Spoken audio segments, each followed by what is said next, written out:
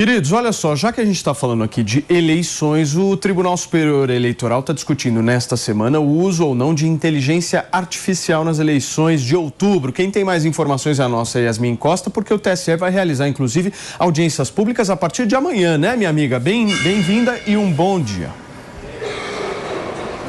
Bom dia para você também, Paulo, para todo mundo que está com a gente. É isso, a partir de amanhã começam essas audiências públicas que receberam sugestões. Até a última sexta-feira, qualquer membro aí, qualquer pessoa poderia dar uma sugestão para ser incluída nessas resoluções do Tribunal Superior Eleitoral, que inclusive podem valer para as eleições municipais agora de 2024. Se tudo ficar pronto, tudo for aprovado até março, pode sim valer para as eleições agora de outubro.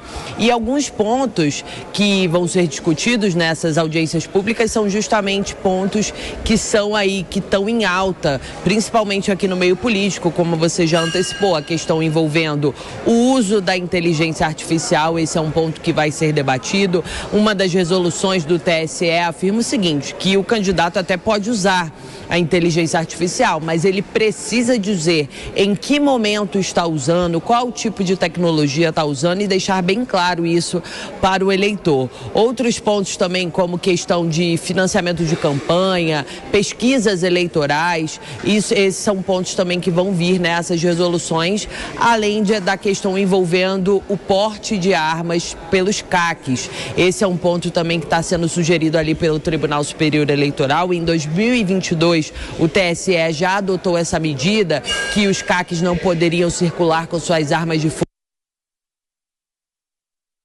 em 24 horas antes e 24 horas depois do pleito eleitoral, e esse também é um assunto que pode voltar agora para as eleições municipais, nesse debate que vai ser feito a partir de amanhã até o dia 25, com membros ali debatendo, e quem vai estar à frente, coordenando esse grupo de trabalho, se é assim a gente pode dizer, é a ministra Carmen Lúcia, que é vice-presidente do TSE e é quem vai comandar o TSE durante o pleito eleitoral de outubro. Volto com você, Paulo. Obrigado, Yasmin. Um beijo para você. Só para entender aqui da nossa bancada, Ju, você é contra regulamentar a inteligência artificial para as eleições ou não? Paulinho, a inteligência artificial, ela tem a capacidade, por exemplo, de você criar uma cena que nunca aconteceu na vida real. A gente vê, inclusive, modelos que não existem, cujos criadores faturam milhões, por mês. Então, a gente tem uma possibilidade de criação de fatos que não aconteceram na vida real. Se você não pode fazer isso na vida real, colocando pessoas, atribuindo a elas situações que elas não fizeram, isso também não pode ser autorizado no mundo digital. Então, o limiar ali, se você pode fazer uma piada ou não, se você pode criar personagens fictícios para contar histórias, eu acho que a gente entra num campo de discussão que precisa ser enfrentado. Agora, quando você utiliza essa tecnologia para a prática de crimes já definidos, obviamente não deve ser autorizado. E, obviamente, a Justiça Eleitoral precisa ter recursos para tirar esse tipo de publicação do ar rapidamente, a partir, lógico, de um escrutínio, de uma denúncia, de uma análise, mas isso precisa sair do ar rapidamente. Então, veja, eu acho que se houve, por meio da inteligência artificial, a prática de crimes já definidos na nossa legislação, obviamente ela não tem que ser autorizada. Agora, se é um recurso utilizado para criatividade, para criação de anedotas, enfim, aí já é um campo que talvez deva continuar sendo autorizado, porque é mais um recurso que o ser humano tem hoje à sua disposição para continuar criando arte. E a arte também sempre foi utilizada nas campanhas, A gente sempre viu história em quadrinho, a gente sempre viu teatrinhos sendo feitos, então eu acho que isso não tem que ser reprimido de forma nenhuma, isso vai contra a expressão da humanidade ali naquela arena política. Agora, reprodução de crimes com certeza não pode ser autorizada. Para você que está no rádio, um rápido intervalo comercial, são 10 horas e 23 minutos, a gente já volta. Só fazendo um raciocínio sobre essa fala da Ju, existe aquele princípio da anualidade eleitoral, né, Nelson? Você que é advogado sabe muito bem disso, que as regras eleitorais devem ser definidas no Brasil com um ano de antecedência. Nesse caso, já foi pro buraco, né, esse princípio. Mas tem uma certa mitigação dessa regra quando vem por resolução do TSE. Isso aconteceu nas últimas eleições também, né? O próprio TSE solta uma resolução antes mesmo desse período, aliás, depois deste período, ou seja, menos de um ano das eleições, e vale. E eu acredito que seja, de fato, válido porque no ano passado, há um ano das eleições, a gente talvez não tivesse tantas informações novas sobre inteligência artificial como tivemos também nos últimos meses. Como a tecnologia vem avançando de uma maneira muito rápida e muitas pessoas se deparando com isso também, cada dia com uma novidade, eu acredito que seja de fato viável sim uma regulamentação. Ainda há tempo para essas eleições de 2024. Será que a eleição do Milei foi um fator decisivo, PP, para essa urgência numa possível regulamentação? Não, com certeza, com certeza. O que aconteceu na Argentina, por exemplo, você viu claramente a inteligência artificial sendo utilizada. Preciso do computador. E foi utilizada de uma forma muito justa e muito correta, né? Até tem um vídeo famoso que o Massa preparou por meio da inteligência artificial, que quando o Milei elogiou a Margaret Thatcher, não é? E a Margaret Thatcher era primeira-ministra da Inglaterra na época da Guerra das Malvinas, ele fez uma inteligência artificial que a Margaret Thatcher apertava o botão e estourou e afundou o cruzador Belgrano, não é? Matando milhares de marinheiros da Argentina. Mas quando você via aquele vídeo, era claro que era feito por inteligência artificial. Era claro que você olhava aquele vídeo e via que foi preparado como se fosse um filme, não é? O problema, na minha opinião, Paulinho, e é isso que a nossa regulação tem que prever, é como políticos e usuários normais podem se valer da inteligência artificial de uma forma antiética, tentando fazer a imagem de um político piorar, né, denegrir a imagem do político, e isso faz com que, no final das contas, você não sabe se aquilo é verdade ou não. Então, esse limite do que é verdade e o que não é pode causar danos irreparáveis para alguma candidatura. Pode mudar a voz de alguém, por exemplo, falando que aquela pessoa disse algo que ela realmente não disse. E isso, com a propagação muito rápida da internet, das mídias sociais, pode causar dano irreversível para a campanha. Para resolver essa história, eu acho que é muito simples. Basta lá o TSE falar numa resolução que, olha, se vocês usarem inteligência artificial na campanha, você vai ter o seu mandato cassado. É isso. Mas daí, calma, né? Tem inteligência artificial para propagar fake news, porque pode ser das campanhas, porque pode ser bem utilizada a inteligência artificial na campanha. Ela pode ser um instrumento positivo de democracia, inclusive. Mas o que a gente vai ver, na verdade, isso é o problema, são pessoas normais propagando fake news por meio da inteligência artificial. E aí que está o problema. Aí, Pepe, o que eu acho que deveria estar na resolução é o seguinte: se a campanha do candidato ou o candidato fizer com que alguma pessoa utilize a inteligência artificial para denegrir a imagem de outro candidato, para utilizar a inteligência artificial de má fé, isso pode incorrer na cassação do mandato. E tem que ser na cassação do mandato. Se for uma multa ou qualquer coisa do tipo, o sujeito coloca na balança e vê que às vezes vale a pena fazer aquilo contra o adversário e no final pagar uma multa por isso. A multa compensa. Ô, Paulinho, e precisa deixar claro que em matéria eleitoral não é condenado só o que faz o material falso, não. Aquele que se beneficia também é condenado. Então, de repente, nessa regulamentação, possa estar lá uma previsão de que, olha, uma campanha que está se sentindo prejudicada tem que notificar a campanha que está se beneficiando para que a campanha beneficiada desminta publicamente uma falsa informação gerada a partir da inteligência artificial também. O Estado tem capacidade de fazer uma fiscalização, entre aspas, disso? Porque é o seguinte, eu fico pensando... Já não consegue hoje. Já não está conseguindo. Olha, deixa eu só receber quem nos acompanha pelo rádio. Para você que sintonizou agora na programação da Jovem Pan, são 10 horas e 27 minutos. A gente está numa repercussão aqui no programa dessa possível regulamentação da inteligência artificial já na eleição de 2024. Nós estamos questionando, é possível fazer isso do ponto de vista prático, mano? Essa é a grande dificuldade. Como você vai provar a ligação de uma pessoa que foi lá, criou um determinado vídeo que tenha viralizado com a campanha do candidato? E olha, hoje, até para fins publicitários, tem sido usada a imagem de pessoas famosas sem autorização delas para fazer propaganda de remédios milagrosos, para fazer propaganda de venda de algo que, sem autorização da imagem, sem autorização por parte da personalidade que está tendo a imagem utilizada através de inteligência artificial, essas pessoas notificam a justiça, notificam as empresas, os servidores de redes sociais, e mesmo assim as propagandas continuam no ar. Ou seja,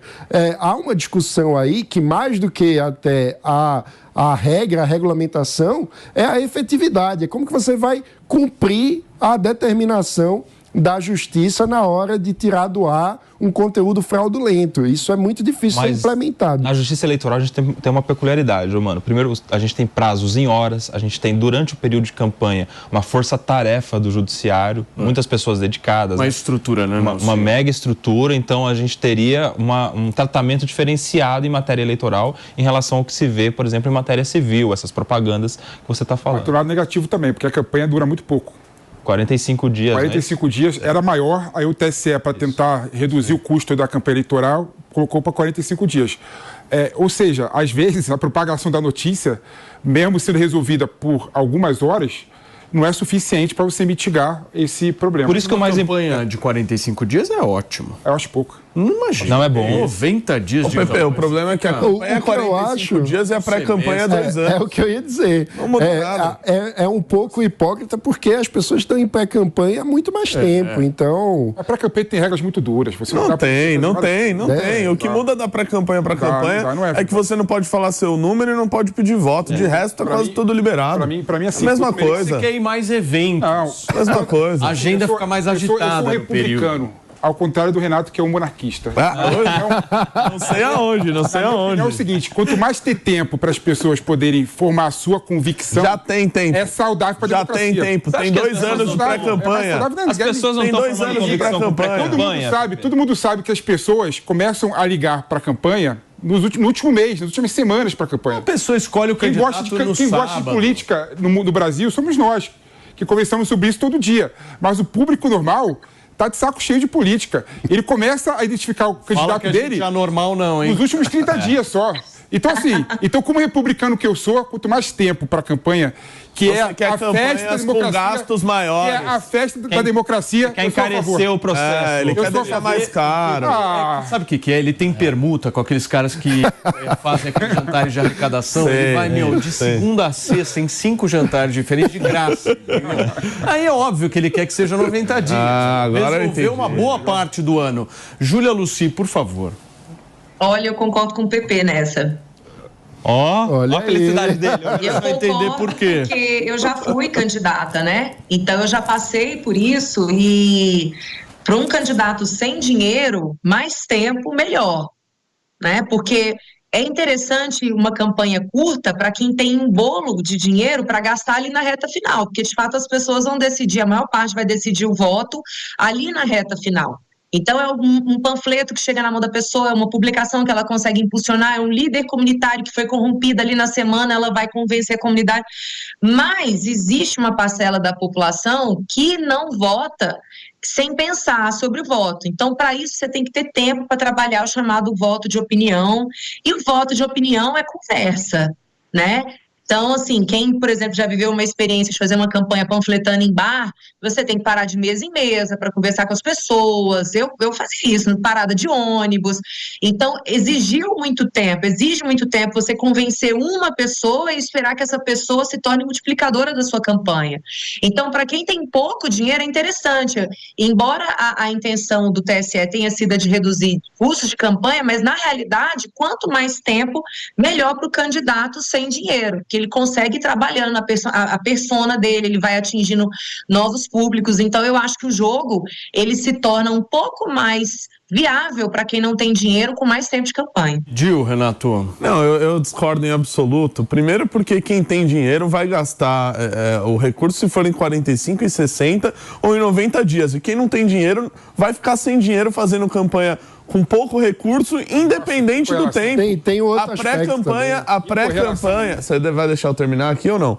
A pré-campanha, ela dura 2 anos. Quando acaba uma eleição, Quando acabar a eleição de 2024, as pessoas já podem se declarar pré-candidatas a governo, a Senado, a deputado federal, estadual, até a presidente da República. Então nós temos 2 anos de pré-campanha. E quem tem voto de opinião tem todo esse período de pré-campanha para trabalhar o voto. Não precisa do período eleitoral. A única diferença da pré-campanha para a campanha é que você pode falar o seu número e pedir voto. Então é uma diferença mínima. E tem outras regras. E tem um aspecto também, por exemplo, um candidato inexperiente ou com poucos recursos tem dificuldade de lidar com a burocracia. O cara pode arrecadar dinheiro antes da campanha. Exato. É um negócio mais esquizofrênico que existe. Você não tem o CNPJ que vai arrecadar, você está arrecadando. É maluco. Ou seja, você pode pedir dinheiro pro cara, mas voto não.